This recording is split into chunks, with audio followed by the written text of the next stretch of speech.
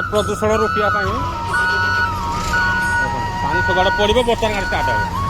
ପାଣି ପଡ଼ିଲା ତ ବର୍ତ୍ତମାନ ଷ୍ଟାର୍ଟ ହେବ।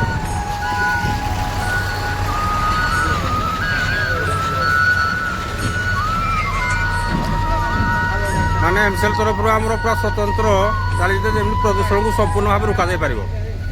ବର୍ତ୍ତମାନ କଣ୍ଟାକ୍ଟ ଷ୍ଟାର୍ଟ ହେଲା ପାଣି ପଡ଼ିବା ପରେ।